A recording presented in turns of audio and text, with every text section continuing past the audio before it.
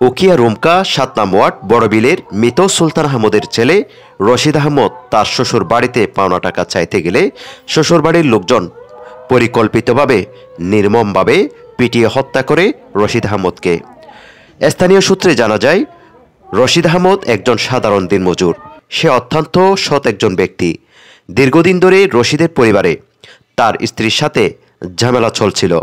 তার শালাকে বিদেশ যাওয়ার জন্য ৮০,০০০ টাকা ধার দেয় রশিদ আহমদ। সেই টাকা খুঁজতে গেলে তার শ্বশুর বাড়ির লোকজন তার সাথে খারাপ আচরণ করত প্রতিনিয়ত।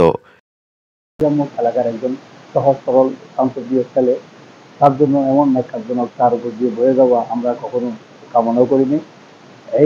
যারা এই হত্যাকাণ্ডে জড়িত, রশিদ আহমদকে পাওনা টাকা চাইতে গিয়ে উল্টো তাকে দুনিয়া থেকে বিদায় নিতে হয়েছে। আমি কিন্তু এলাকার এবং শান্তিপ্রিয় ছেলে হিসাবে এবং নিরপরাধ একটা ছেলেকে এত যেভাবে হত্যা করলো, আমি দোষী ব্যক্তিদের উপযুক্ত শাস্তিস্বরূপ মৃত্যুদণ্ড দাবি করি। দিন পরে তার স্ত্রীকে পাঠানো হয় সেই পাওনা টাকার জন্য। রশিদ আহমদের স্ত্রী যাওয়ার পরে আর ফিরে আসেনি রশিদ আহমদের কাছে। সর্বশেষ গত ৬ মে মঙ্গলবার তার বড় ছেলেকে নিয়ে তার শ্বশুর বাড়িতে যায় টাকার জন্য। শ্বশুর বাড়িতে যাওয়ার সাথে সাথে তার উপর উপর্যুপরি হামলা করে রশিদের শ্বশুর বাড়ির লোকজন। পরে তাকে নির্মমভাবে পিটিয়ে হত্যা করা হয়। হত্যা থেকে দায়সারা করার জন্য তার মুখে বিষ ঢেলে দেওয়া হয়।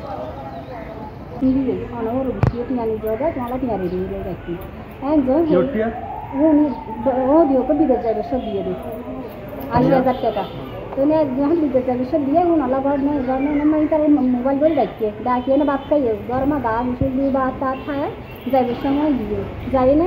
আর 2টার দিক দিয়ে বলতে বাইরে 3টার দিক দিয়ে হয়েছে 4টার দিন মারামারি তাহলে যখন বেশি লাশ বলি ফেলাইয়ে তারপর বাচ্চাকে কল দিয়ে মতো হবে লিখে আরও বেশি মারছে লিখে কিন্তু লাগিয়ে দিন মাঝে পুলিশ ফাঁড়ি আছে।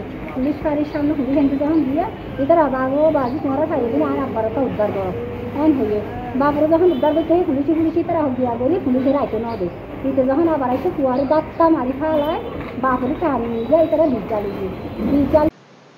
রশিদ আহমদের বড় ছেলে সে বাবাকে কান্না জড়িত কণ্ঠে নির্মমভাবে হত্যার বিবরণ দেয় সাংবাদিকদের।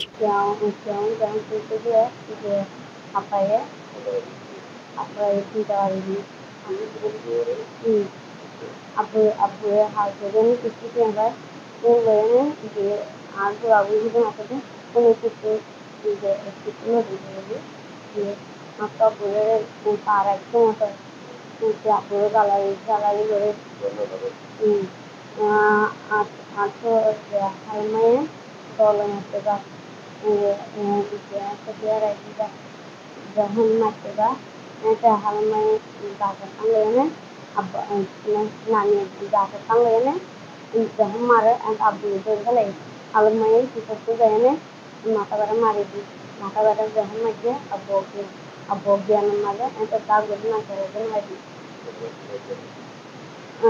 Hal main jangan macam, anta abu dia ni, abu jangan itu dah, ayat dah ni. Faktor dari bersama jatuh, asyik mama sih, amos deh.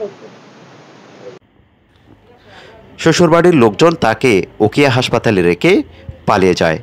Ukhia হাসপাতাল থেকে রশিদ আহমদকে কক্সবাজার সদর হাসপাতালে রেফার করা হয়।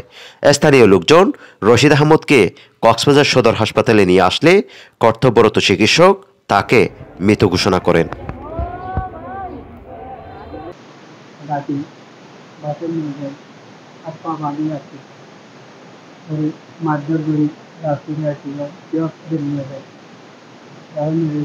আমার ছোটো ভাই আর্মি করে তিন দিয়ে যাই তাহলে উনি যখন যেতে আর্মি যখন যেতে তারপরে আমার শ্বশুর বাড়ি সবগুলো চলে যেতে খালা যাওয়া অবস্থা হয়ে গিয়ে কোটবাজার অঞ্চলে উঠাইছে নতুন অধীনে ওঠা অবস্থা উনি ওখানে যখন জব দিতে আবার কক্সবাজার নিয়ে আমার বাড়ির যারা আছে তারা কি আমাদের আনতে সুবিধার চাই আনতে ওনাদের কাছে চাই।